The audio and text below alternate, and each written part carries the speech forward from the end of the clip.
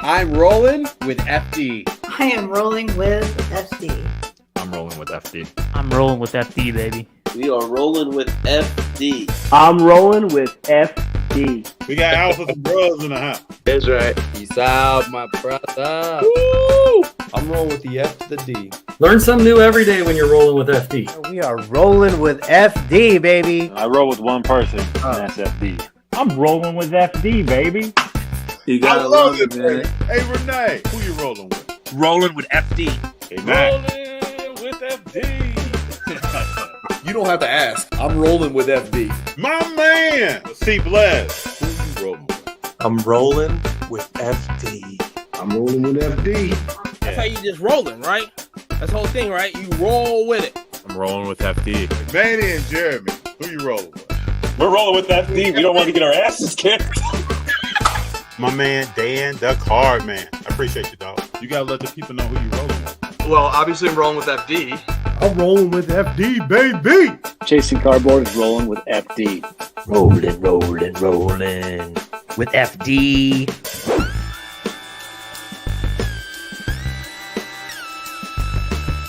What's up, everybody? How we doing? Day before Halloween. I hope Halloween is great for everyone out there. October 30th. If you see me look to my right doing this podcast, the Yankees are up 4-0. Jared Cole is pitching lights out right now. Dodgers can't get any hits. If you aren't watching the game, Aaron Judge came off a slump, hit a home run tonight, and then Chisholm came up right after him and hit another home run. So that's how we got there, and then the run was driven in. So that's why we're at 4-0 right now. We have Raul stock and trade coming on here in a little bit here, but I just want to jump on, say hello. Hope everybody's doing well. I'm excited to be here. I'm excited for this conversation. Should be a very good one. And we got Big John here. Big John, what's going on?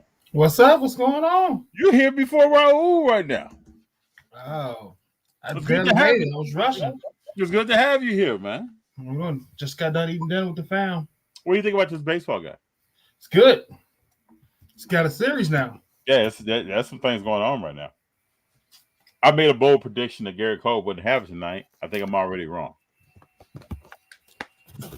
He has it and some more. What's been going on in your day, man? How's your day going? Can you hear me? I think Big John just off. I can hear you. You can hear me? Okay. How's your day going?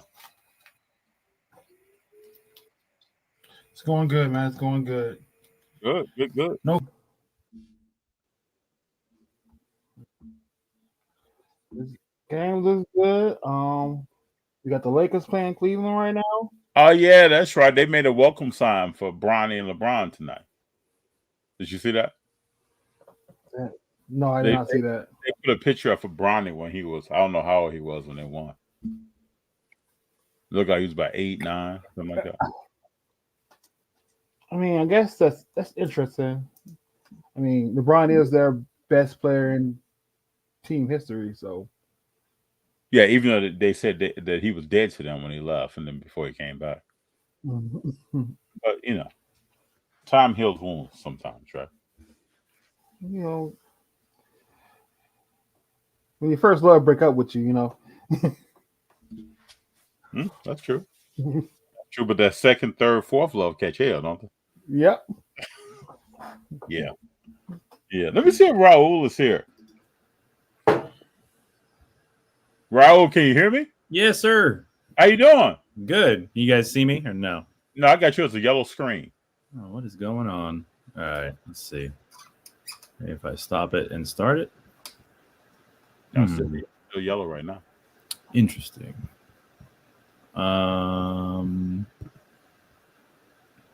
What is going on here? Stage, StreamYard, chat full screen. Huh? Yeah, it just gives me the option to start and stop, and then gives me a yellow screen. It's weird. Interesting. No kind of cam, anything, no camera, nothing at the bottom. Yeah, it says me if it just gives me the option to stop cam, and then I do, and then it goes to this thing, and then I start it and takes me back to the yellow, which is interesting. Huh. Let me try something. Let's see what we can do here. If you go into settings, yeah, right. Yeah, I think you can pick your camera. All right, let's see what we got going on here. And there we go.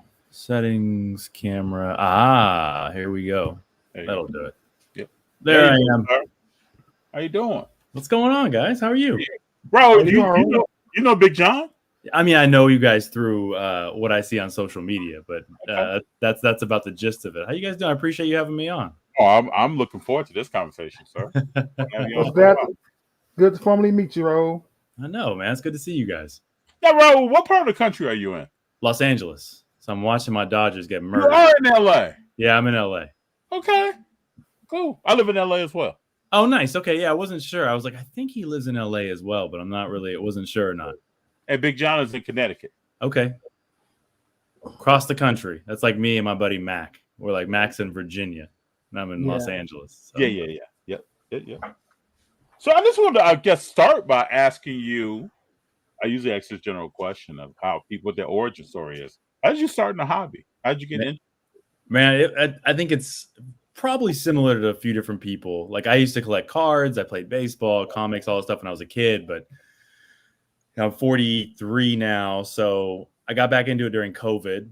I was like, oh, I need something to kill my time. So let's look at cards, went through my old cards, started realizing people were like still opening up packs of cards. And then found this whole subset world on Instagram. And I was like, wow, man, people really are doing stuff with these cards. And then all of a sudden realized how many people were selling cards. And then I just went down the rabbit hole and haven't really come back out yet. I understand. So what cards do interest you? Is it sports? Is it TCG? Yeah, so mostly sports. Like I was always a big sports kid. When I was growing up, the only thing that wasn't sports related was Marvel. So like all the original Marvel set, like I collected the whole set when I was a kid, all that stuff. So that stuff really still interests me today. So Disney, Marvel, and then most sports cards I'm super into. So it's kind of the whole gamut.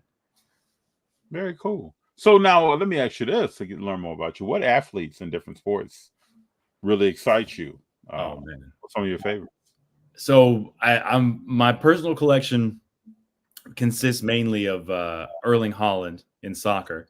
Okay, I think he's just a monster. His physical capabilities are just out of this world. I've become an even bigger fan of Ohtani since he's been here in LA. I was always a fan when he was in Anaheim, but seeing him live a handful of times this year and stuff like that have really shown me like this dude is the real thing. And I'm watching something. You kind of feel like you're watching something special, you know?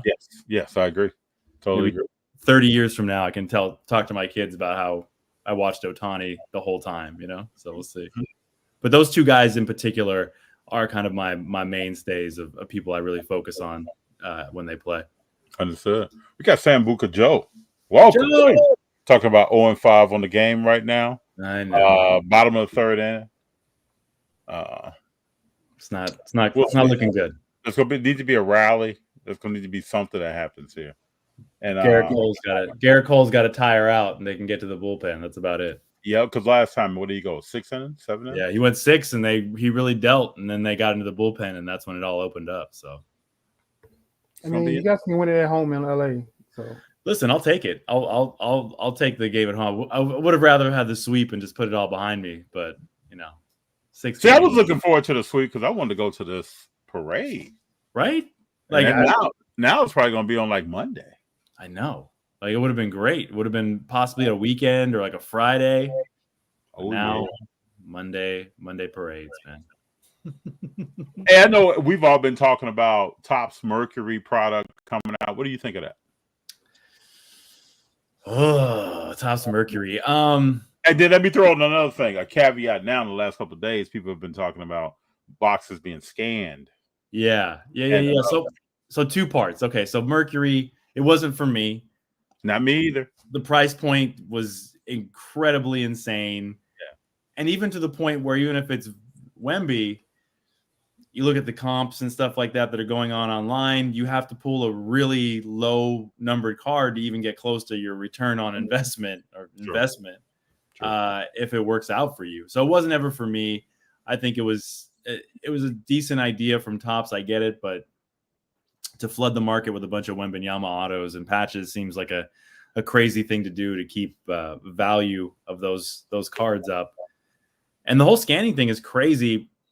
I think the hard part is it's probably happening. From what I've read, it's been happening for a while, but I think it just depends on what people have been buying on the secondary market. It doesn't matter if you're buying directly from Topps, because obviously Topps isn't scanning their cards and then sending them to you.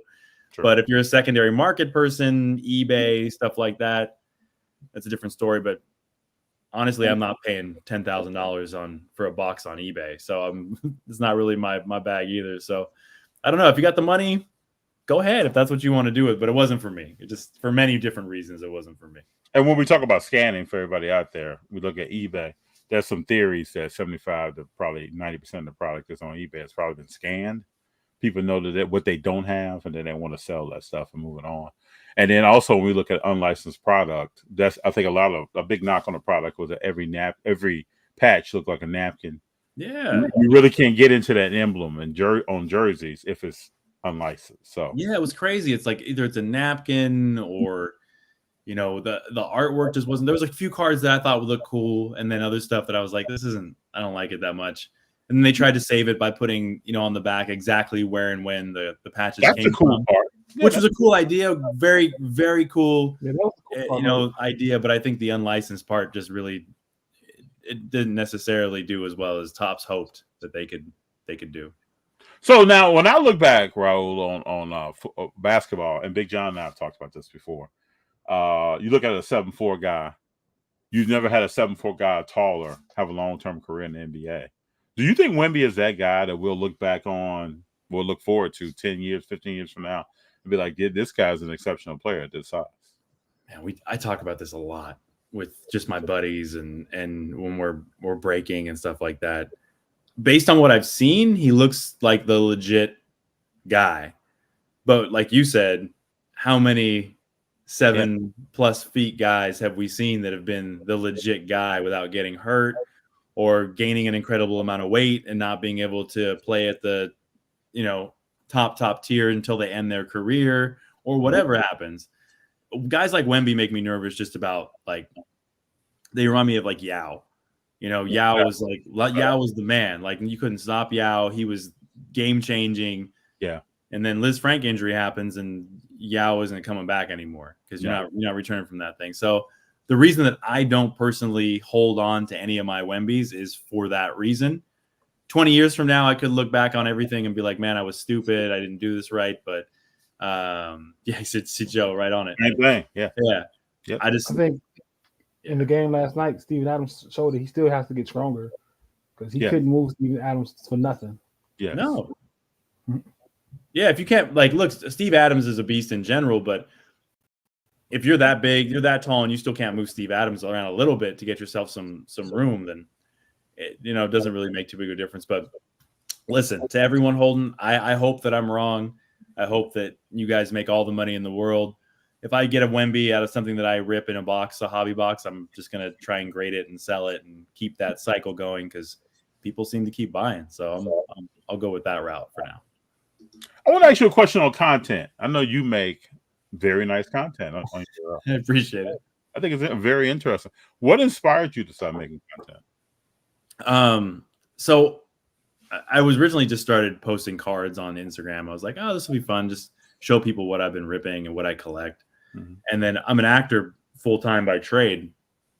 So then I started thinking like, well, maybe I should just start putting my face out there. I see a couple other people out in the industry doing it. And then I just started really enjoying it. I was like, this is fun. I can control what I don't or do or don't do on social media. It'll be great. And I started getting more engagement and people started, saying they enjoyed it. So for me, it just became more of a second nature thing because it kind of flowed from what I was already doing on a day-to-day basis. And but it allows me to kind of control it a little bit more. Whereas in my acting life, I kind of just go wherever people want me to go and say what they want me to say. So with this one, I can kind of do what I want. So it makes it a little more fun for me. So I didn't know that about your background. Tell us more about your acting career and some of the stuff you've done. Yeah, man. So it's been 13 years now, but I always say, like, for TV, I do a lot. I've done a lot of TV. I always say little things on big shows. So I've had like a list of different things on TV. I was on the show called Bosch on Amazon for about 4 or 5 seasons as this recurring character called Officer Franco Rodriguez. And then most recently I was in this show called High Potential that'll air in a few weeks on Hulu. It's already been doing pretty well, but I'm in the 12th episode, 11th episode. But it's been a lot of different stuff throughout the years. And commercials, now I do a bunch of commercials. People have been hitting me up most recently. There's some AutoZone commercial that's been blaring all over ESPN that people catch me on. And they're like, oh, hey, there he is. But I just found you on IMDb. Yeah, that's me. That's me. That's me. Looking smooth. Yeah. Beardless Adrian. Very cool, man. Yeah, thank you. But yeah, it's I actually only recently started sharing it on my stock and trade social media. Before it was kind of I kept it to myself and it was like, I just want to keep it separate. And then I was like, screw it. Let's blend both worlds and see what happens. Do you know Coleman Cards here in LA? I know of Coleman, yes, but I don't know them. I don't know him personally. He's also been an actor for years. Wow, I didn't know that. Yeah, you should at least connect on that. Yeah, for sure. He's a real cool guy. Has an interesting background as well. Yeah. I'll definitely look him up because it's very rare that I meet people, especially in my industry in the acting side, that are into cars. Most of the time, it's just like, oh, that's cool. Sounds like fun. Yeah, and I think Coleman buys and sells full time. Oh, nice. Yeah, very cool. We got Feed the Gods saying, "Hey everyone, what's up, Feed the Gods? Hey. Weren't you a part of a film FD? I was years ago. And you have a good memory. I had a friend that I went to college with, and we were fraternity brothers, and he wanted to make an independent horror movie. This is 2008, 2009. So we shot a film at LMU. And primarily most of the film was on that campus or was in a storage facility. And it was about 4 or 5 people that were in the storage facility. And a certain spirit entity comes into the building. And when the building closes, they happen to get locked in there. And then people start getting snatched and killed. So I played the monster that was snatching and killing people. That's great. Can you people see it still? Yeah, it's called the hold on. Let me make sure I got the name right because the name changed. Write this name down. Yeah, check this out, man. Hold on here.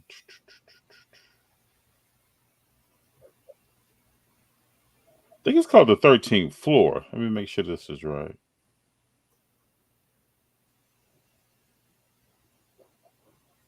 I think it's The 13th Floor. I can't find it right now. Okay.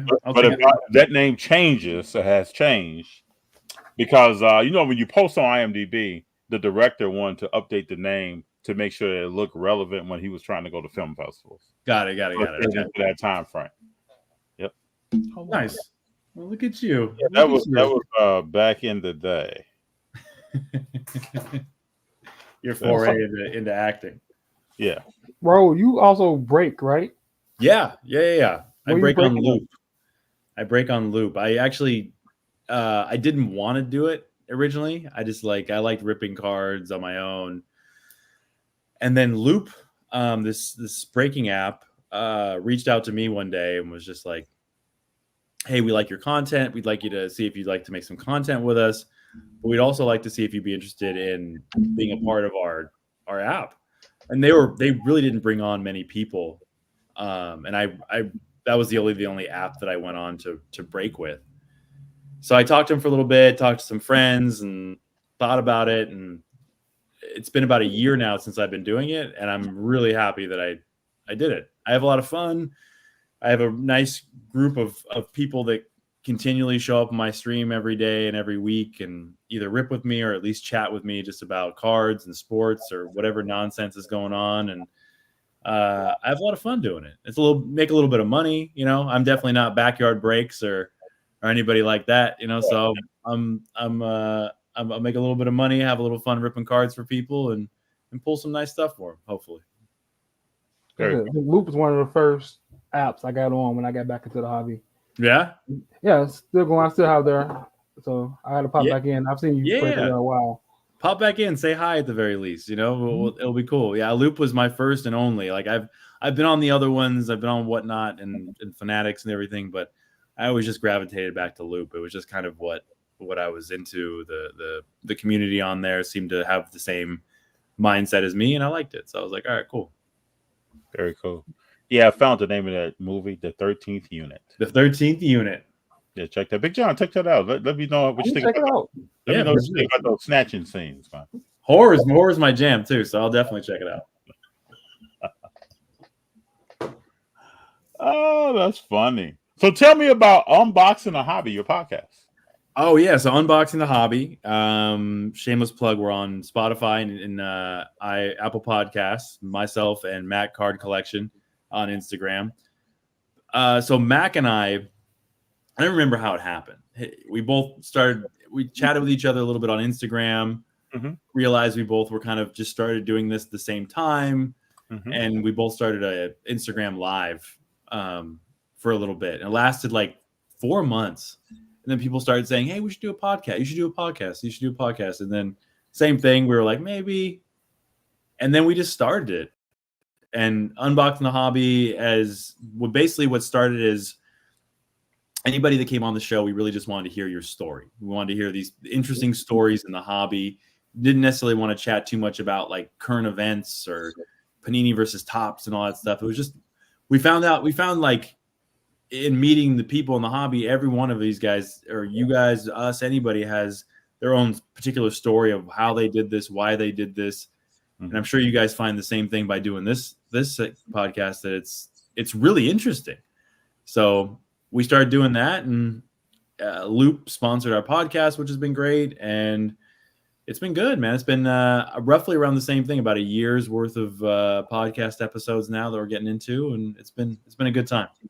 And, you know, the hobby is all interwoven, and everybody knows each other. Like I purchased a card from Mac before. I didn't know that you all did a podcast together. Crazy, right? It's always this small world thing where, like, now that we chatted together, I guarantee over the next couple weeks, your guys' names will come up and it'll just click easy. I'm like, oh yeah, I just done a podcast with them. It's great. It's how it always happens this way. Yeah, I bet. So now, where did you grow up at? Are you originally from LA?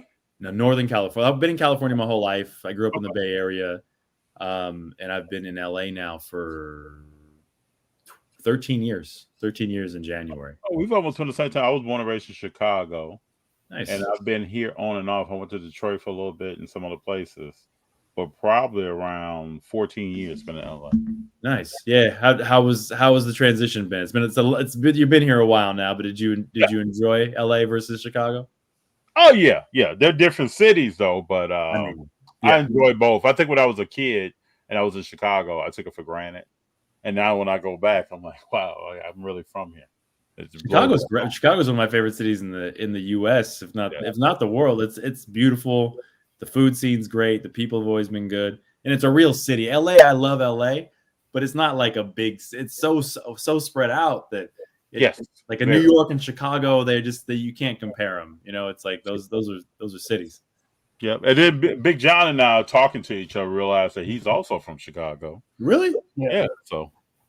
Yeah, born and raised in Chicago, went to school down in South Carolina, and now in Connecticut for the past 10 years with my wife. So nice. I hear good things about Connecticut. I got some friends either from or live out there, and Connecticut is a nice place. Yeah.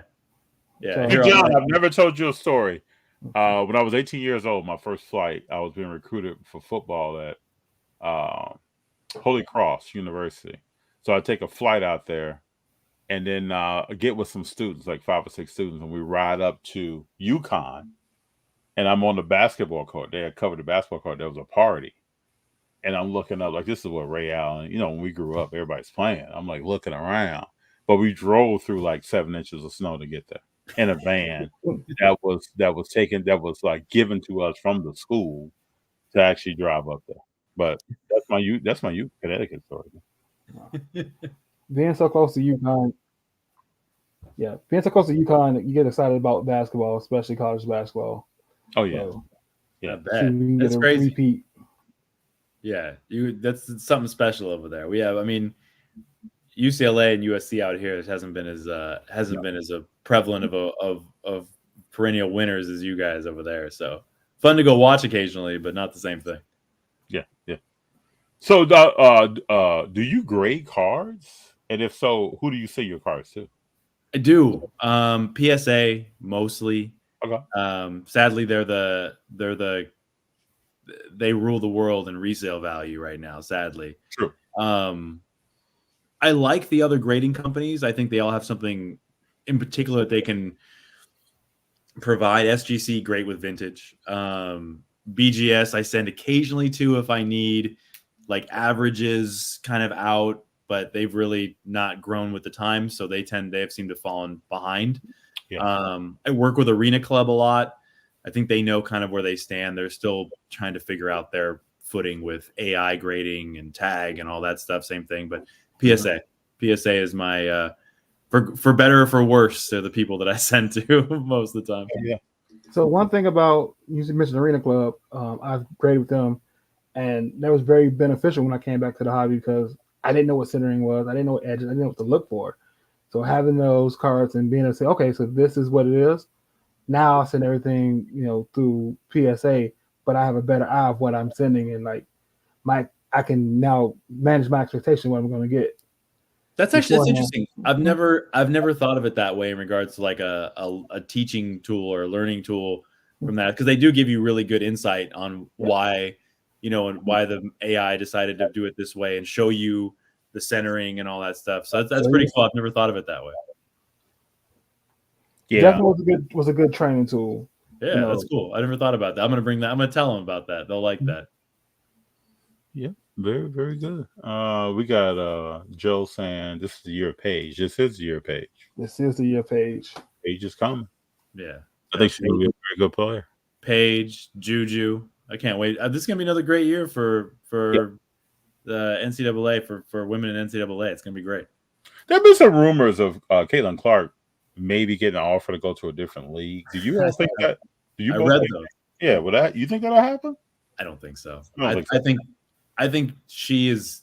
I mean, look, she's made a team that made a team profitable by herself. That wasn't making any real, like most of the NBA teams weren't profitable, and she figured out a way to make the Indiana Fever a profitable team. So.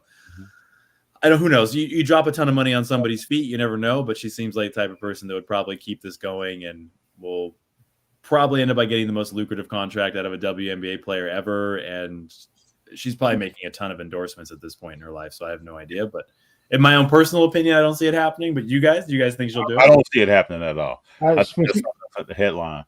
She turned down $5 million from Ice Cube to play 10 games. So I don't think money's a motivator. Yeah, I don't think so either. She just seems to really want to. She wants to do good things for the sport. It seems like, and she's kind of headed that way. I think she's been a good leader for it, and I think everyone else that's coming in that same draft class is going to be the same. Brink and Reese and all these other people. I think are right there with her. So I'm very excited to see, that sport grow. Hopefully, it'll keep doing what I hope it's going to do. And it's going to be about the Game 5. What's that? So asking what do you think about the Game 5 of the WNBA championships? That foul call. Oh, I mean, look, it is what it is. I guess it is a bad call, but in my opinion, but I don't know. That's any sport, I don't know. If there was the better way to fix it, I guess you can't. Everything happens so fast, and it's always hard for me to tell a ref, they did something terrible, but I don't. It was, and if they were able to slow it down for themselves, maybe. But this is, I don't know. Going back to Clark though, it'd be interesting. We talked about her endorsements. What endorsements she actually signs? We just saw Angel Reese sign with Reebok. That's almost a no-brainer with Shaq being her mentor. Yeah. So we'll see. Yeah, we'll see. Like I said, either way, it's good for the sport, good for all these women. I think that make their money. If they're able to make these teams money, they should be making their own money too. So it's good. Hopefully they'll keep it. I thought it was interesting when Reese dropped my salary in WNBA. It doesn't even allow me to pay my rent. I mean, she wasn't lying though. It's like She's not lying. Listen, I mean, it was crazy. I saw the amount of money they were paying her, and I was like, "Oof." I was like, you can go work someone else, where else, and make that. I mean, I don't know what you know. So thankfully, like you said, the endorsements and all this stuff help. But yeah, the salary is not going to pay any of these women's, especially if they're in a big city. You know, like Clark can probably do what she wants in Indiana, but I mean, you know, if you're in any other big city, it's not going to happen. Feet to God says, so WNBA needs more of Caitlin athletes so that the WNBA can finally be separate from the NBA. That league has been struggling so much. Yeah. I sincerely want the WNBA to be successful from its own talent. I think we all want that. Well, hopefully that can actually happen. Yeah, it's coming. I think a lot of people forget the WNBA is like 25, 26 years old. Yeah, it's not 50. It's, you know, they're going through the same struggles that the NBA went through. That's right. You know, we're just seeing it more now with technology. We get to see it, you know, day to day, minute to minute, tweet to tweet. Yeah, my father moved to Chicago in 1969. No Bull games were on TV. They were all on the radio, and then they was, you know, back even when I was in college. If a game happened too late, you didn't get the update the next day in the newspaper. You got the update the following day. And most people now probably can't even, like, I used to read the St. Louis Post-Dispatch, and if a game happened so late, I didn't see that game. It happened on Sunday to Tuesday.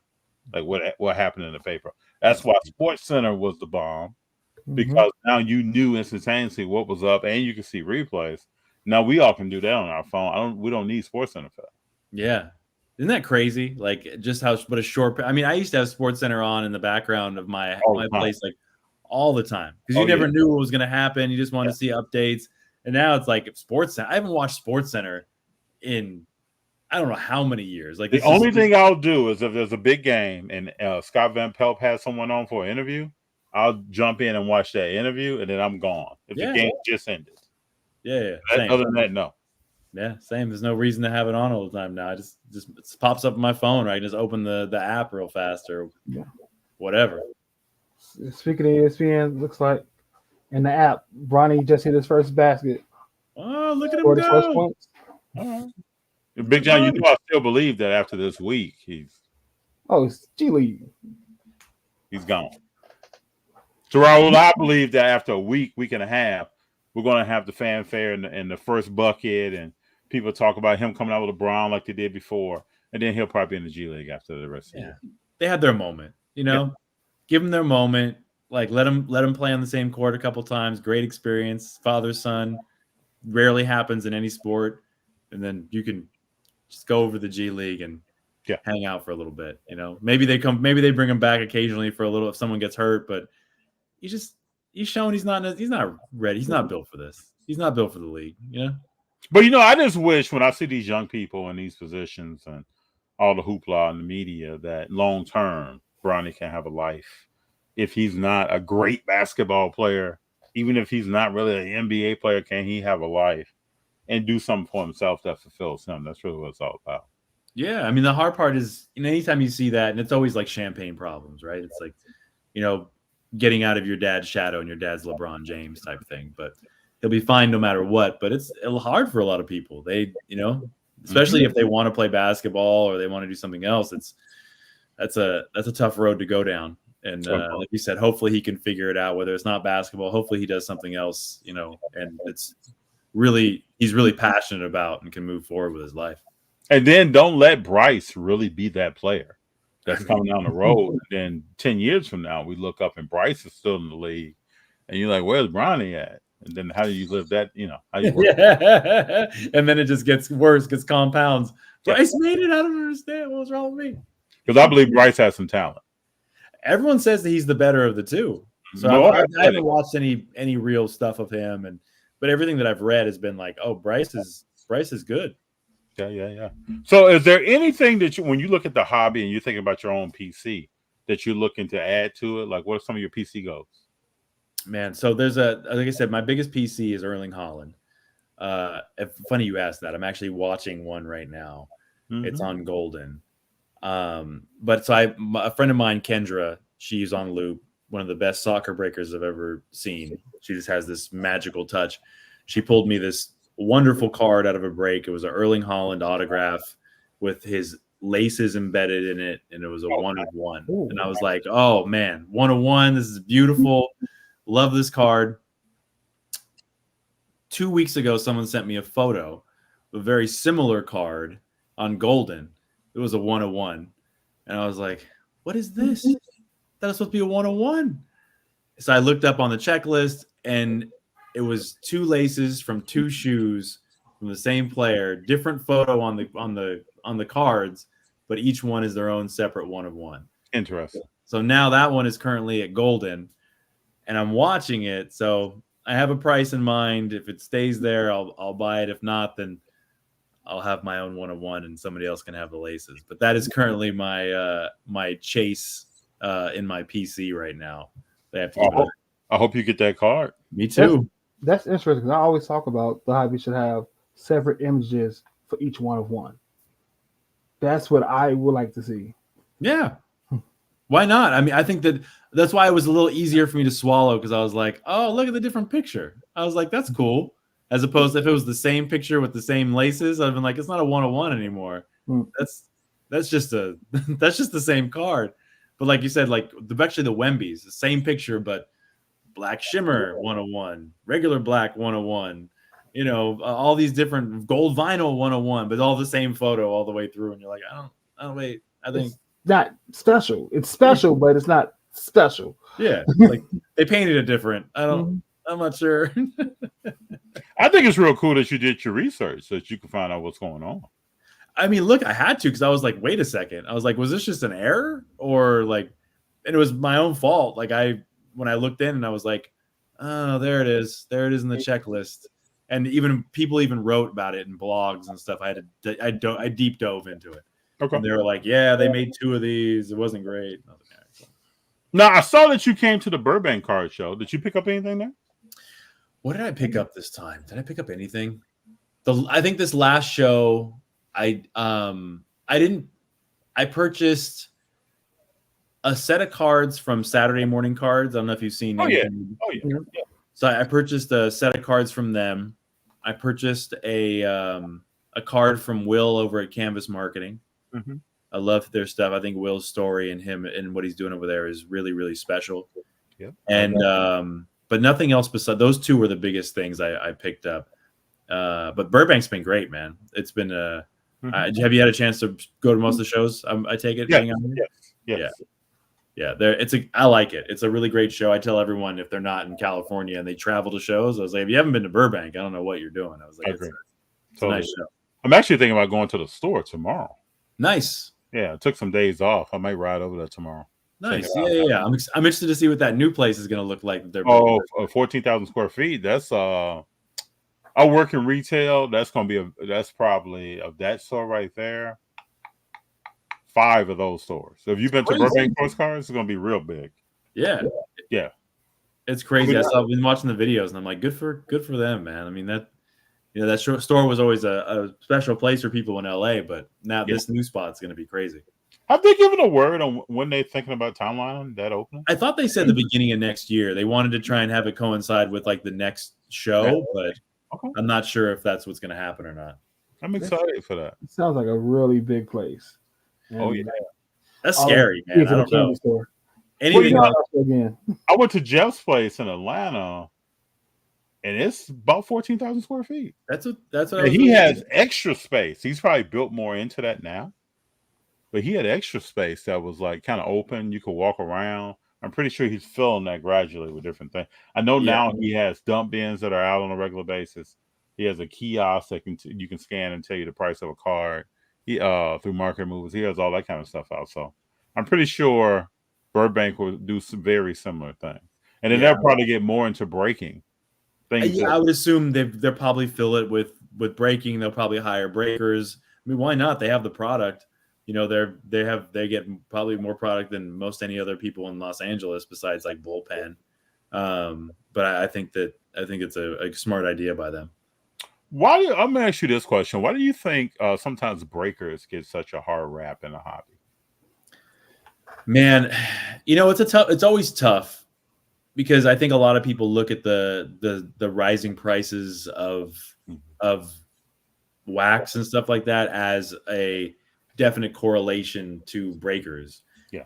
Breakers gave people easier access to this on a daily basis. So, they raise their prices, so and so, which is true from time to time. I don't have allocation. So anything that I break on my stream, I have to find through different channels, and I don't sell for as much because I just can't. And I don't want to gouge people because I rip too. But I think that's probably the main reason. I think people see that correlation since 2020 to now of the price of boxes, and, you look at things like, WNBA boxes this year, like ridiculous. Oh, yeah. That's ridiculous. Like ridiculous. And it's wait till Prism comes out. That's what I'm saying. It's like, so $700 to $1,000 a box for, all these players. Like, listen, Reese and Brink and Asia and all these people will be fine, but if they're not going to have the same market as Caitlyn, so if you don't pull a Caitlyn, like, you're losing so much money. These people, and it's especially for WNBA fans that don't have $700 to spend. Like, they were used to spending $100 on a box, which may or may not be a lot of money to whoever. It's all relative. But to go from 100 to 700 is just crazy. So I think that's why. I think that's probably the correlation, and I try and stay away from that on my channel and be as low priced as possible for everybody, that's equal with everything you see online versus the next breaker that might be selling at a little higher price or has allocation and is, selling something for $200 a box. They're making, versus, 25 or 30. I'm pretty sure your viewers appreciate all of that, and they understand, and it's probably why you're getting a good turnout when you get on, because they know the work that you're putting in. And I hope so. Yeah, I appreciate that. I hope so. I tell them all the same thing. At the end of every show, I say, I appreciate anyone that spent any money. I appreciate anyone that spent any time, because I know you have a million choices out there to go to. And, I also just want to treat everyone how I want to be treated when I break online for my own self. So I just try and do the same thing. But yeah, hopefully that's what they're all thinking when they're on there. We'll see. One of the last questions I have for you. We're sitting here right now, end of October. Tomorrow's Halloween. Uh-huh. What do you see coming up in the hobby in the next 6 to 12 months as this thing continues to evolve? There's a lot of stuff going on right now. Man, I think this year is going to be a lot of, I think we're from Panini. So you got this Panini Tops thing. Mm-hmm. I think we're going to see a lot of what you're going to see from Panini come 2026. So this year we saw a little bit of it. So we've seen, like, they've dropped a lot of, like, random sports that they're adding in. They dropped that they're going to start getting into music cards. Like, they have a Rolling Stones Prism set coming out. So I think we'll see a lot of change there. They're going to see a lot of sticker dumps from them trying to cash in. So who knows? Maybe we'll see 4 sets of NBA Prism next year. So they try and cash in on their last thing. But I think we're going to see a lot of that. And Topps is just going to probably keep throwing stuff against the wall to see what sticks, So I think there's going to be a lot of craziness in regards to that over the next 6 to 12 months to see, kind of gearing up for that big changeover.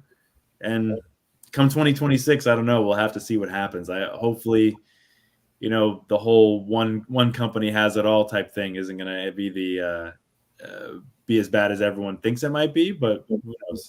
We'll have to see. But I think we're going to see a lot of that type of stuff. So, and I ask these questions because what's interesting, Big John and I have talked about this, is that prices are almost embedded with a title. So if you're looking at basketball, if you look at Shea and some of these other players, even if they win a title, the card's probably not going up that much. If Mahomes won a 3rd championship this year, card's probably not going up that much. There's already there. So then what turns the dial is what I think we're all looking for and trying to understand. But that's why everyone chases the next hype.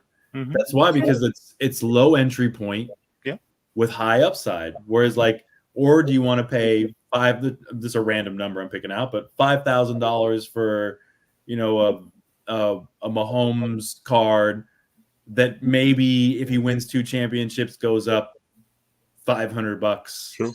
You know, Absolutely. like so that right there is the perfect, I guess, problem with the hobby in regards to why everyone's like, why are you guys always chasing this next hype player? And you're like, because that's how you can start your collection of what's going to make you the most money with the high upside, you know. But and then that player becomes Anthony Richardson with the Indiana Colts, and yeah, and then you quit halfway. You quit on a couple plays, and you're tapping out because you look tired. You know what I'm saying? That everybody at the hobby is like, what?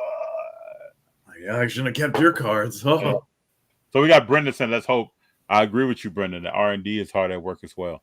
So bringing up something that we I've got a positive outlook. I think the things you just like anything, you're going to see some really cool stuff, and you're going to see some stuff that you're like, I don't want that. And so to each their own. Hey, to that note, go ahead, Big John. So now I got a question because it has been the end of the year. What was your favorite product this year that you opened or you got? Ooh, that's a good question.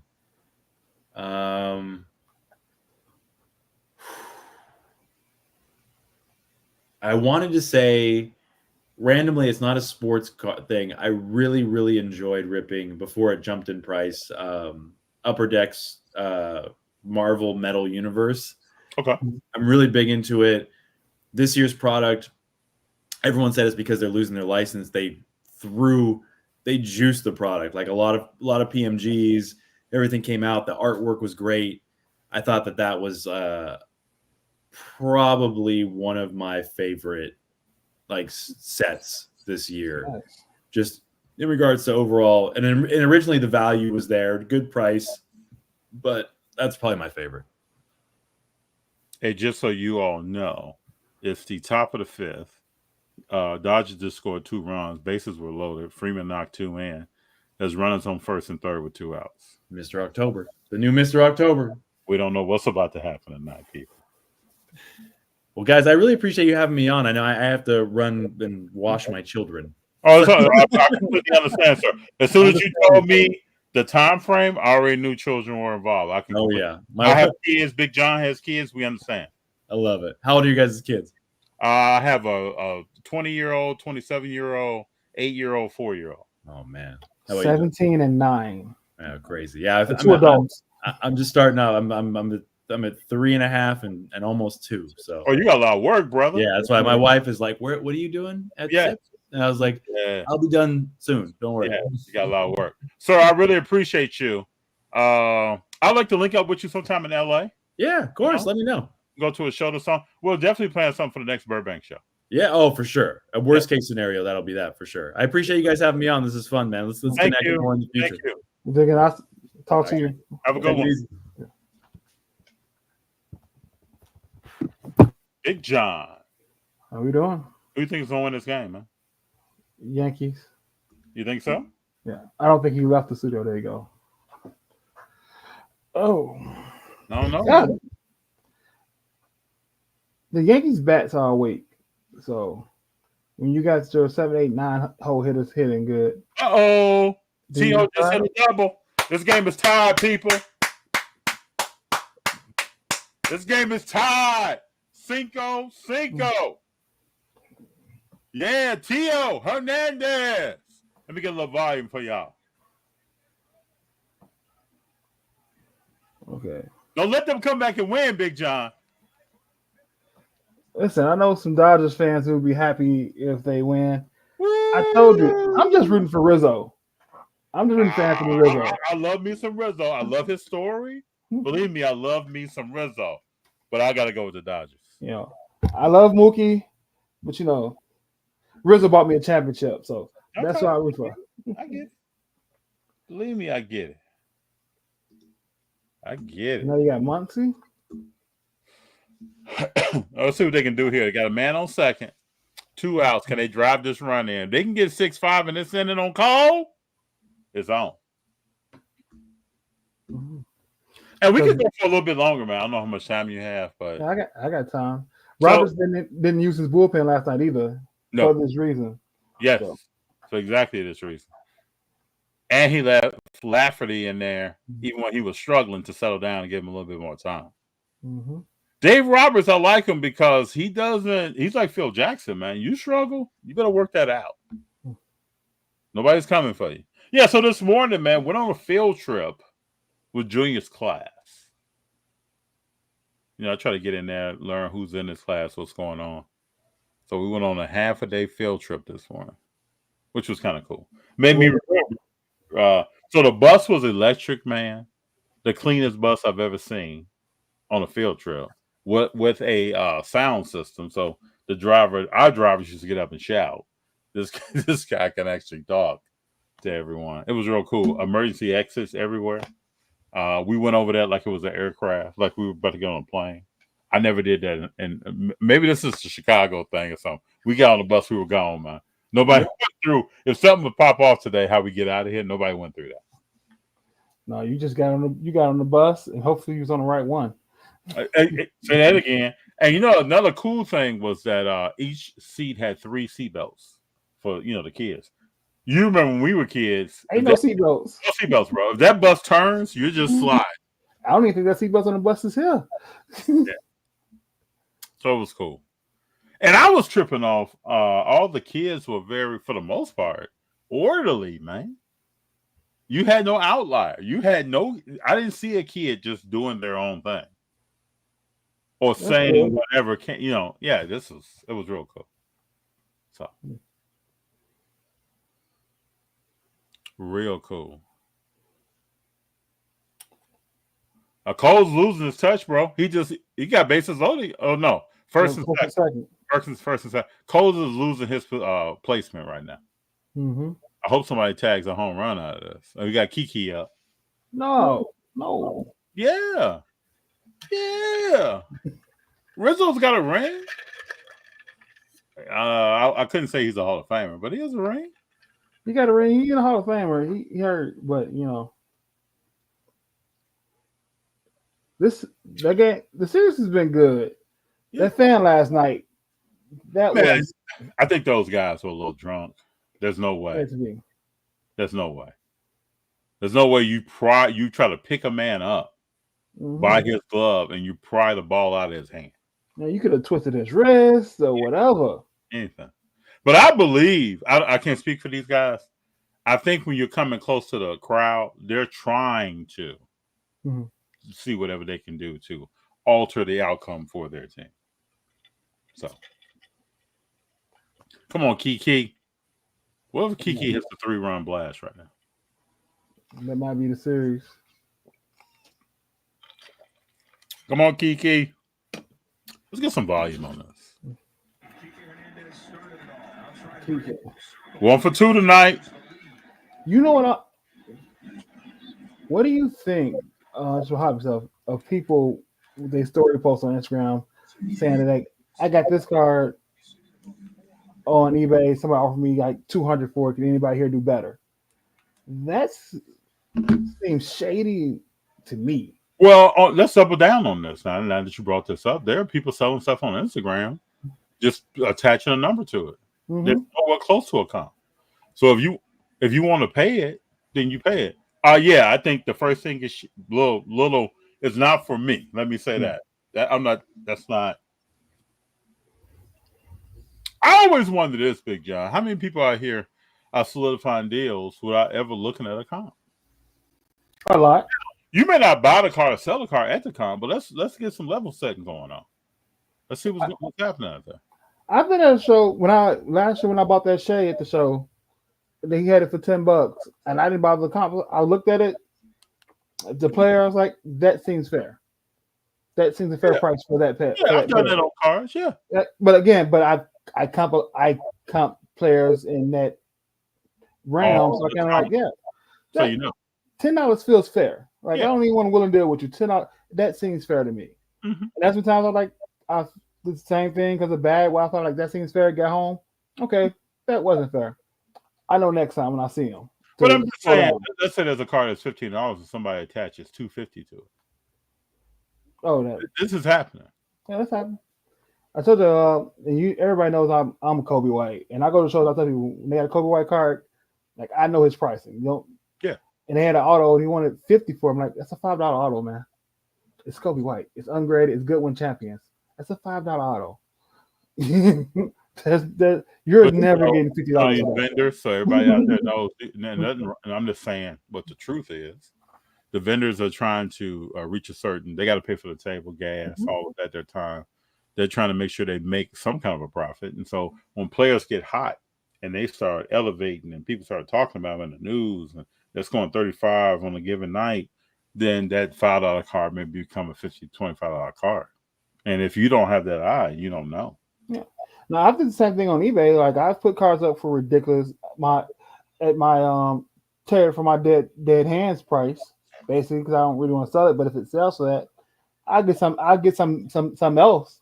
Yeah. And let it sit for months. And like, oh, I know I'm way off. Yeah. But that's a combination like, oh, I need to post something today on IG, not eBay, so I stay in the algorithm. And also, if he gets hot and somebody wants it, you want this card for $50. But I say that's a difference when you're online than at a show, because you still should be priced. You got it for that one reason. You have to make sure it's profitable for you. You got to make sure you get your time, payment for your time, payment for your expenses. So you want to move cards and have them priced to move, not priced to be there and be a museum, because you're not going to make your money. And it happens all over the place, because I saw today that was a black gold, I think Prism Deca, Steph Curry card for $23,000. Oof. That today dropped to $10,000. On eBay? Yeah. So this happens every day of the week. Now, I still don't think it's a $10,000 card. So I don't even hear anybody besides you talking about Prism Deca. This is my point. Nobody talks about that. And I think it's a nice looking set of cards. Nobody's talking about that. I don't think anybody cares about that. I think those cards are going to have lower prices because nobody cares. I'm looking at the checklist now. I think people are saying that Prism was the set. You just made that. Did you find the card? No, I went to the checklist because I don't even know what the cards look like. Yeah. They look like kind of, I can't remember the year, but an older model set of, I think it was 10 years ago. I think it looks like the set 10 years ago. I want to say. Clean. Yeah. Nice pictures, nice border. I don't think anybody cares about it. Let's see here. Let's do some browsing. I don't know, man. I tell you, like, do your research. The amount of low pop stuff is crazy that you can make money off of. I'm also noticing, I don't know what you feel about it, but I feel like there are less cars on eBay than what used to be there. Yeah. Yeah. Like I'm looking up some of the players I usually look up. Matt Linen's at the game. I'm looking up some players I usually look up, and it's not happening. Like, look at this. That's a clean looking card. I don't think anybody cares though. It's interesting. Very, very, very, very, very, very interesting. So, young basketball season so far. What's your thoughts? People getting hurt rampant. I don't know what's going on, but it's the same way in football too. I mean, we got Diggs is out for the rest of the year. You're gonna have more people like that in the NBA, hurt, out for a duration of time. But it seems like I'm watching last year. I mean, it seems like the same thing. A lot of scoring. Oh yeah, they want scoring though. Yeah, scoring's gonna be. Yeah, you got Buddy Hield snapping right now. Yeah. Can he keep that up the rest of the season? Yeah. Things only get easier when Curry comes back. Would you pay $15,000? No. For some Deca? No. It's a case of 10 boxes though, but I still wouldn't pay $15,000.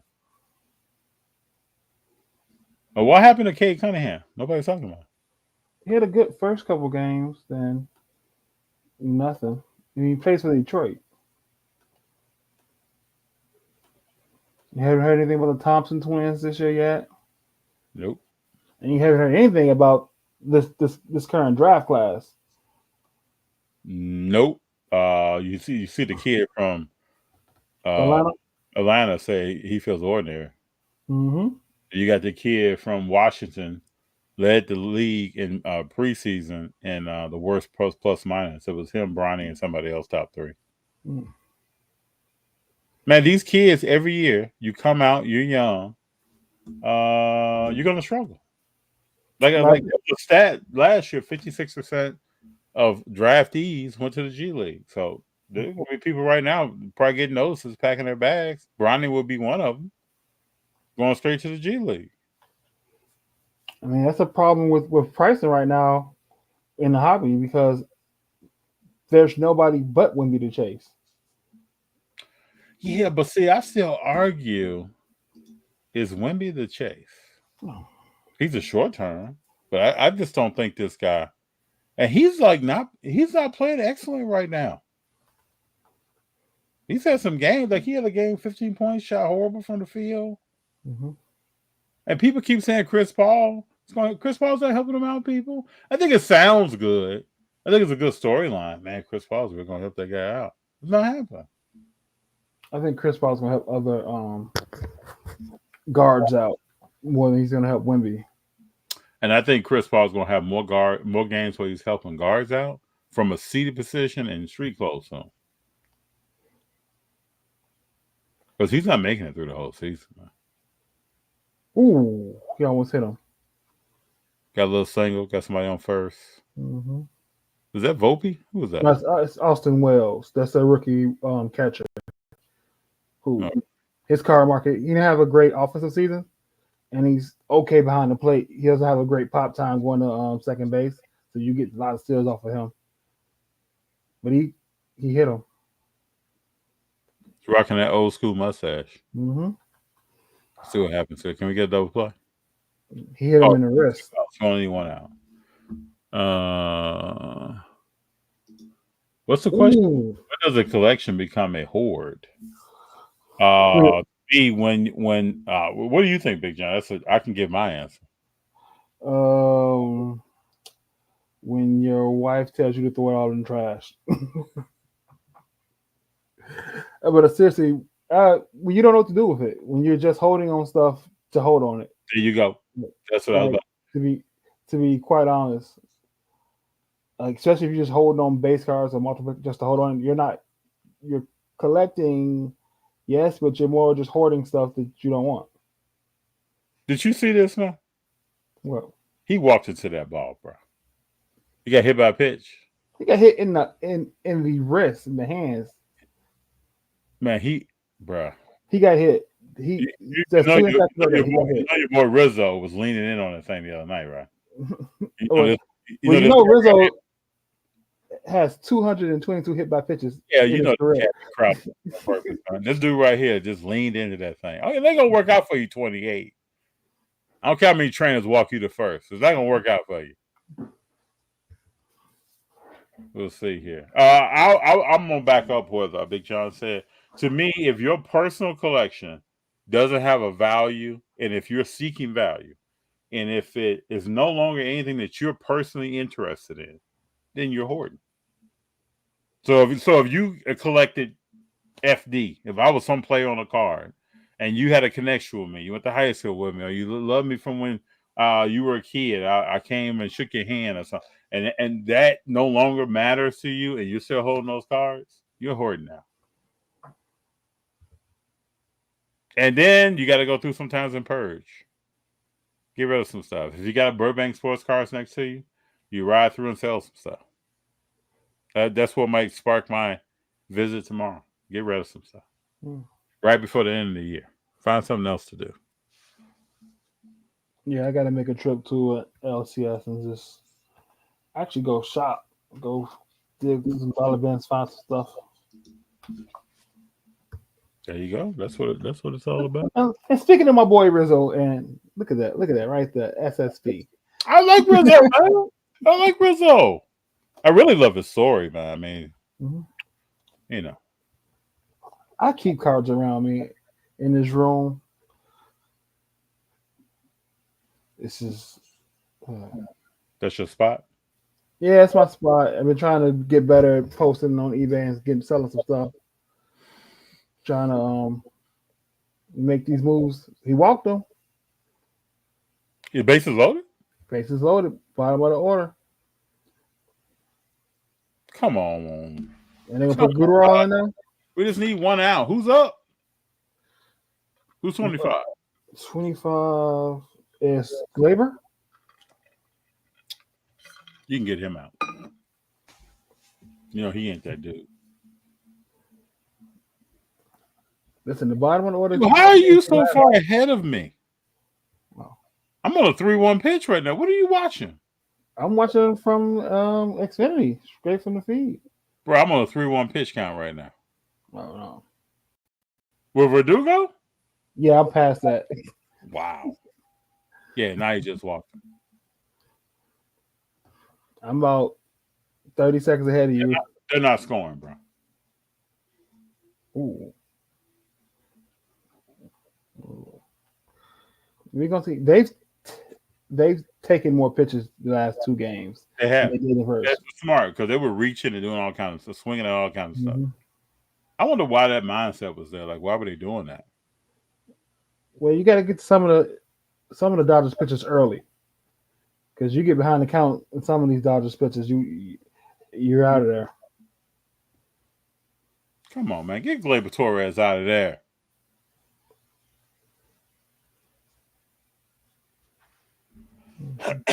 Can't give up a grand slam.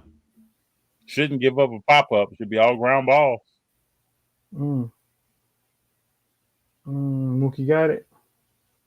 Got it in? Yeah. Yeah. Okay. I thought it was Gleyber Torres, man. Come on, bro. Mookie's arm in right field is amazing. So for as small of a guy that he is, he blows me away with his jumping ability and his throwing ability and his speed on the bases. I expect speed on the bases. I don't expect the arm, and I don't expect for him to even jump up and catch that ball the other night that the fans was interfering with. Yeah. That was a jump. But he's an ex-athlete. I mean, this dude bowls a heck of a clip. Has a bowling alley in his house. Yeah, he can dunk and everything. He got hops. Nate say he's trying to read my facial expressions. See, the catch is just here right now. You're way ahead of me, man. Maybe because you're on the East Coast, bro. Maybe. You'll find out who wins this before I do. Now, I don't know if I'm staying for the whole game like I did last night. Hey, you got to work tomorrow. I took today off, Thursday and Friday off. Yeah. I got a week. I'm going on vacation in a week and a half. And this time, I might block everybody from my job this time. Don't bother me at all. Will they call you? They text me. You're a great manager, man. You care. I can tell. I can tell. That's the problem. I care. Yeah. You really don't want to walk back into something that's blown up. No. Yeah. That's good, though. That's good. I had a guy from work call me today, ask me a quick question. I told him the same thing. If you have something, I'd rather for you to hit me up than for it to not happen or you to feel frustrated because you couldn't get the answer. Yeah. So it's all good about me. Yeah, they know I'm not. They know I'm not doing nothing. I'm just at home spending time with the family. So. What are you gonna do during your vacation? It's gonna be a staycation? Yeah, stay at home, spend time with the wife and kids. That's what I'm doing these 3 days. Do some stuff around the house. It's fall, so I got yard work to do and get ready for snow, things like that to do around the house. You know, then this homeowner stuff, they should come with a handbook. My father used to do the same thing, man. He have us out there, especially when I got to be 9, 10 and above. I'm helping doing everything. We're painting in the summertime. We're cleaning gutters and painting different stuff inside and outside, edging grass. Do we need a new water hose? What do we need to do in the garage? Or something needs to be reinforced, whatever it may be. I feel you on that. Oh, that was a sale. What do you think about that Wemby sale from Fanatics on Sunday? What was the sale? What was the card? The 101 Wemby auto went sold the previous week for 30 grand, and then sold last week for 100. Yeah, I saw that. I mean, I think that's where we're at now. Is that car worth 100? What do you think? I mean, no, but to go from 30 to 100 in a week is crazy. Yeah, but that's on the same platform. Yeah, you gonna see more stuff like that. That's just where we're at right now. We can't go into the holidays, bro, and there's not needing buzz, nothing to talk about. Mm-hmm. We gotta get that holiday money. I mean, we all know when these cars sell, this is just advertising. Mm-hmm. So, gotta get that dollar up, man. Gotta have something noteworthy to talk about. I'm actually surprised there hasn't been any big Ohtani sales. I'm actually surprised that hasn't happened yet. What is playoff was going on? I think again, it's baked in. Like the worst thing he can do is lose, because it's really gonna drop. He can play bad and still maintain because the hype of winning the championships in there. But if he loses, you'll see a good drop. I'm gonna be curious to see in April where his cards are to start the next year off. True. Would you say best player in baseball? Yeah. Uh-oh. Pop up. I think you go Ohtani, Betts, Judge, probably 3 best players in baseball. Where would you put Soto? Probably 4 or 5. No, actually, he don't play defense like that. Top 10. I gotta drop him. Yeah, he doesn't play. I don't know how he got nominated for a Golden Glove this year. And you said a ball hit the right to Mookie is a single. A ball hit the right to Soto is a double. It is. I don't know how. I don't know. It's got to be the Yankees bias. Mm-hmm. Because there's no way he should be in the running for a Gold Glove. Let me ask you a question. I don't know if Sambuca's still here, maybe gone. But why were people so hyped on Anthony Richardson? Because he got a big arm. Just doesn't make sense to me, man. I was thinking about this, and this may be controversial, but this current crop of black quarterbacks is setting back black quarterbacks. Okay, when you say current crop, when did it start? What year? After Cam. I think it's about everybody after Cam and Russ. Well, Deshaun Watson was running and gunning, and then Deshaun Watson got caught up in some mess. Again, it's still a setback. It is. You're right. I'm just checking them off. You're right. Bryce Young. Yep. Isn't he starting again, supposedly? He might be. Probably still not going to go well. Justin Fields. Justin Fields' reactions to quick decisions that are needed is what I've noticed. That's the difference to me between him and Caleb Williams. Yeah. Caleb can react a little quicker while people are running and moving than Justin Fields could. So yeah, Caleb's good. You might be right. I can't think of. So you had Daniels for the Commanders is the only guy. 4 or 5 games in, we still haven't seen enough work from him yet. Nope, he didn't look that great against the Bears. He struggled. Yeah, he's kind of. He moved the ball well, but he struggled in the red zone. Yeah. Defense is going to catch up with him. I think defense is catching up with C.J. Stroud. Yep. Because he's not looking the same this year. Yeah, we knew that was going to happen. I mean, quarterback play as a whole is down in the NFL this year. Yeah. You got a lot of backups playing. Mm-hmm. And these people are paid. Mahomes leading the league in like interceptions, like 9 of them on the year. Mm-hmm. It's Herbert doesn't look that well. Trevor Lawrence doesn't look that well. Rodgers looks trash. Burrow is okay. Yeah, there's nobody standing out, lighting that thing up. I mean, who you got in Dallas? Dak Prescott looks bad. Go to Prescott. And He's a guy that's been in the right place at the right time. Getting that mean green. Mm-hmm. You gotta think they've had no answer. He's gotten the team good enough to get to the playoffs or right around the playoffs, so they have a lower draft pick. So he does just enough to keep his job. Mm-hmm. And he's liked just enough where his boss keeps paying him. Mm-hmm. Just odd the lack of hobby love for anything other than QBs. Yeah. Yeah. And then people try to talk about what's the running Receivers? back? No, the running back the receivers too. Like Puka Nacua. That's not gonna happen again. This is all offense, people. This is the system you run. Mm-hmm. So once you stick your head up, this is like whack-a-mole. Once you stick your head up and you're that guy, then we're gonna shut you down. And Puka Nacua doesn't have blazing speed. He doesn't run routes like that.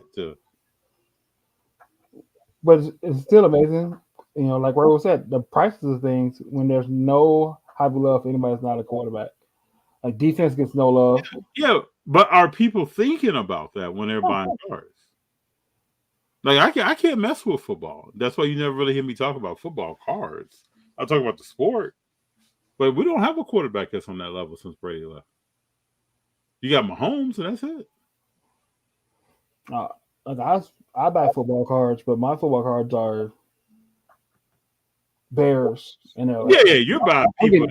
I'm getting Kyler Gordon, Jaquan Brisker.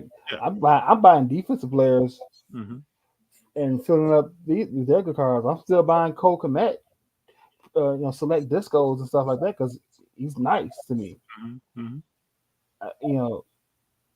But I'm speaking more to the people that's trying to ride the price wave up, and they're trying to go for larger cards, hoping that Anthony Richardson is about to, and he's not. It's not happening. We've seen so many Anthony Richardsons over the last 25 years. It's not happening. But then they're already so highly priced. It's not like I'm gonna spend 50 and if he pops off, I'm making 500. No, you spending 500, and if he doesn't pop off, you're selling it for 50. Yep. Like that Mac Jones one-on-one sale from last year, where that kid got and he sold it for $100,000. That kid was a genius, man. Greatest thing ever. The kid was a genius. Hold up, what's going on with Wemby? What do you mean about Wemby to the tunnel? What does that mean? Is he hurt? Gate Dog, tell me what's up.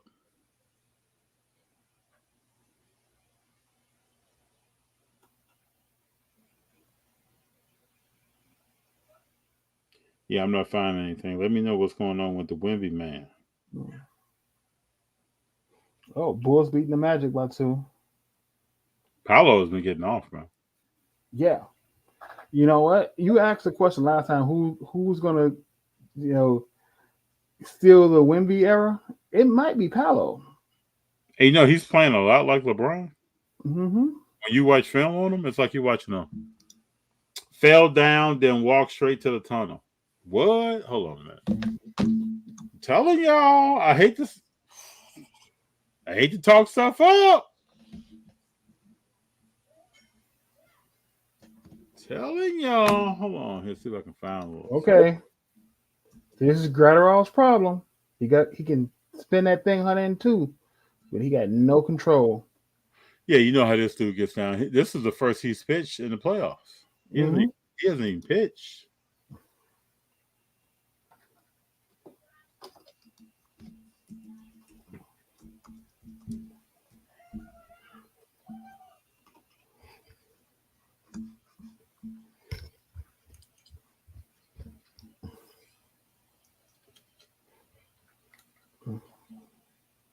And Paolo will yam on somebody with the quickness.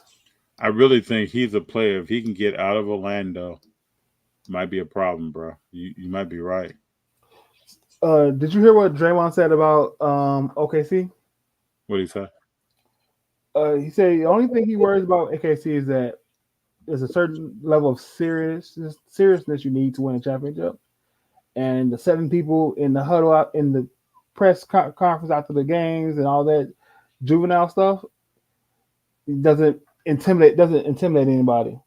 I get it. I get what Draymond is saying, but Draymond has also to remember this is a new generation, bro. Yeah. That stuff that he was doing and the players before him, that doesn't necessarily mean winning now. What I see in that huddle is camaraderie, and everyone respects each other, and anyone in that huddle has a chance to talk. So, I mean, I don't know. We'll see. Yeah. See when Golden State, if Golden State has to play OKC in the playoffs or to get to the playoffs, or if there's some key games, we'll see. I think they do it a different way, and they're young and having fun. Yep. Because the old notion was, if you're having fun and you're Nick Young them after you win your first game and after losing 20, you're a losing team. You know? But now you see teams like Orlando, teams like OKC who are winning, and they're still having fun. So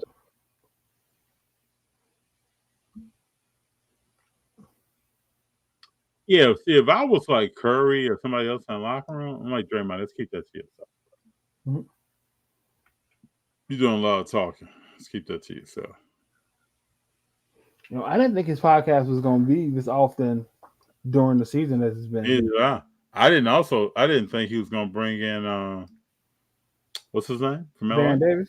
Yeah, I mean they have a pretty good rhythm. Yeah.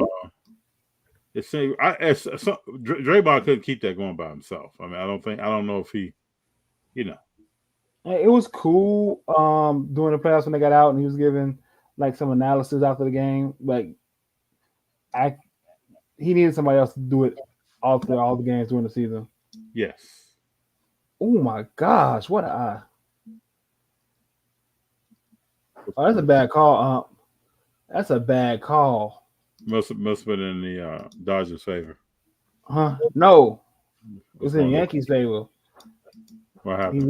He walked them on a sinker up and away that was on the black. So it's 2 men on base. Yep, no outs. This ain't looking good. Pitching showing his head. Yeah, but that thing was on the black. Like, ooh. Yeah, I can't find anything on. I'm over here hunting down Wembanyama. I can't find anything. Yeah, Nate says he's back on the floor, so. Yeah, maybe he'll check himself. Oh, it's Pat Sajak in the crowd. Yeah, I saw him earlier today. I saw him in the first inning. Sitting there chilling. I guess he got, he retired from that wheel. Oh, he tried to hit that. He tried to hit that out. We gotta get out of this inning, people. He's back on the floor. Wemby's arms are so long, it looks like he could break an arm waving at someone. Yeah, Paulo solid. I wonder what you feel like when you bring this guy in and you're Dave Roberts. Been hurt all year. He can. They haven't seen what he can throw. I think it's yeah. They've seen 93, 95. They haven't seen a 98 mile an hour. One. Yeah.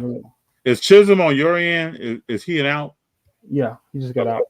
Yeah, because he just threw some high heat and Chisholm was swinging.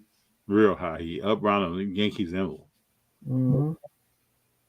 But he throws a 99 mile an hour sinker and a 102 mile an hour fastball.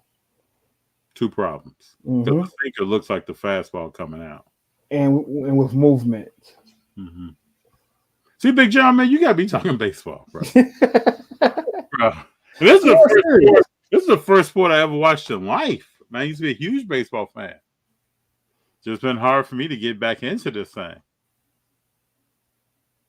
Ooh.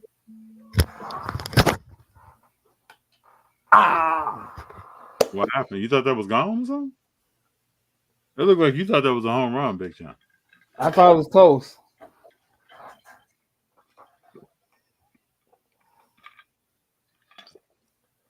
So how many outs you got on your end? 2.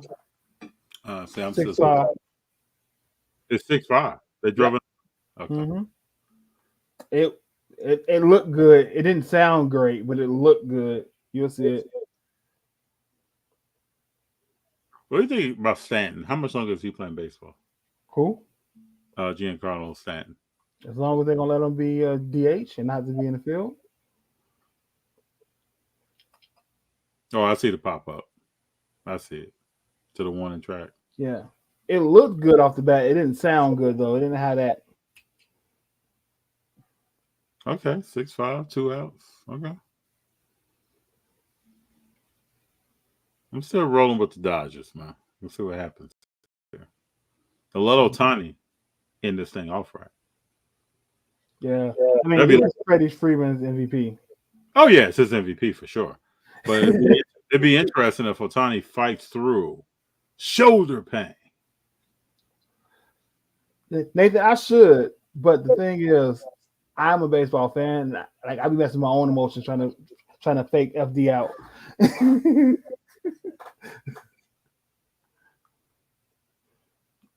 Like I don't care about either one of these teams, but I'm watching because it's the World Series. Yeah. I mean, I just like to see the Dodgers win. I wouldn't say like I'm a diehard Dodgers fan, but I would like to see them win. I don't know. It's the 6. I don't know who they're gonna bring in after that. I think Wheeler starts tomorrow. Rizzo's 0 for 3. Yeah. He's got a hand injury. I don't expect him to do much. Did he break his hand or 2 fingers? Yeah, that's what I heard. And he's still out there. Wow. Mm-hmm. Hey, he's not Anthony Richardson, okay? No, you know what I believe though? I don't believe he was tired. I believe he was actually hurt. If you watch how he got tackled, the play before he came out, he kind of got his ankle and lower left leg twisted. I don't think he wanted to say he was hurt. And I think he stuck with it. I really don't think that dude was tired, man. I just can't. If that's the case, then he's doing something outside of the field that's affecting his respiratory system. Just like Ant-Man. I think last year in the Planet Playoffs, allegedly, Ant-Man might have been doing something that had him that tired. Man, how are you that tired? Well, I mean, Luke Kuechly said it the best, right? You just can't do that. He played with Cam, similar size, similar attributes, and Cam got hit hard, got back up next play. Yeah, barely breathing. Take the call. Like you the quarterback. Everybody else can tap their head and come off, besides offensive linemen and quarterbacks. I've also seen Cam Newton's workouts, and I've seen how much percentage of body fat he has as a big man. They may not be living the same lifestyle. Nate, if you got Ohtani cards, put them up and sell them now. Do not wait unless you plan on holding them long term. You think he's an immediate sell? If you want to capitalize, you sell now. He'll win the MVP. The MVP will get announced late December. Won't be a boost, but that'll be the next time his name will get talked about. And then you won't hear nothing until spring training starts, middle of February, end of February, beginning of March. And there won't be no more hype until he gets to 20, 30 home runs in the season, and people will say, can he do 60-60? Like if you want to make money, I would sell it now. Yeah. And buy it back in January, February when it's a little bit cheaper. I just think a championship and MVP is baked into his pricing. My personal opinion. Yeah, I get it. I understand what you're saying. Don't take advice from me. I just sell cards to buy more cards.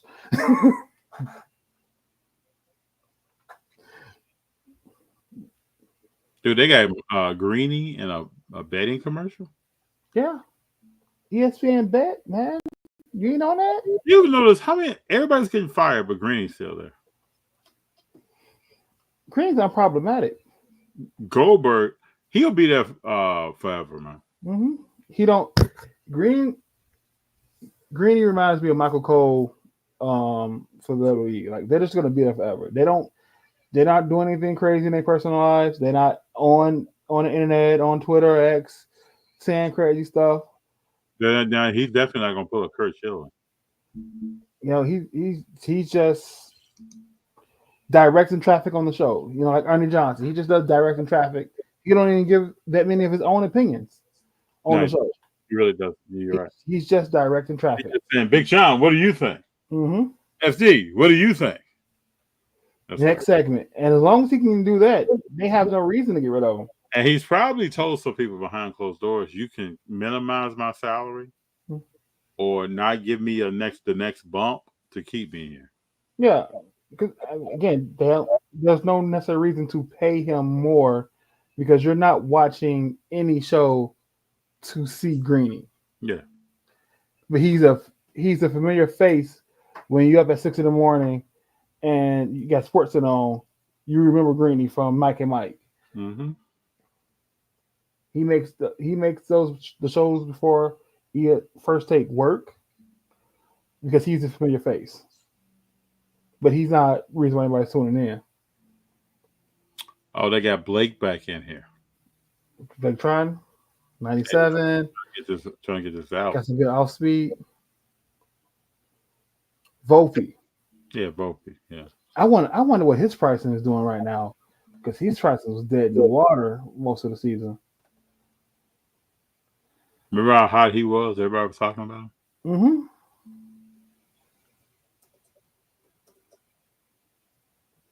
I'm still trying to figure out. Jason Dominguez, he's in the dugout? Yep. Whew.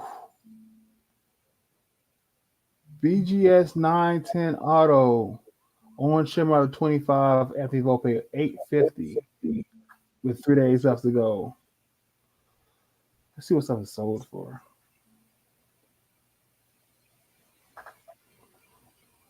Yeah. 448, 199. I'll share. Let me see if I can share my screen. Yeah, I'll pull it in there.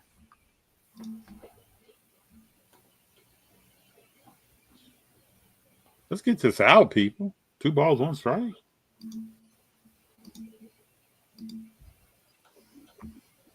There you go. Yeah, it is 149, 599. Some solid pricing on his autos. What did he bet on the year? I can look at it. It's like under 250, I believe.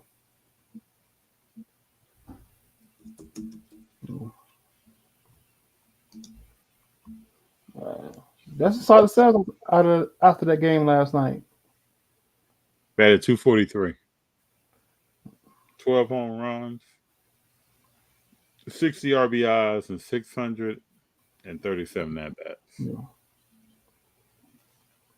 Nothing to make you jump up and down about. Nothing to make jump. Yeah. I'm looking through these. Not too much of an increase after last night's game, but some solid sales.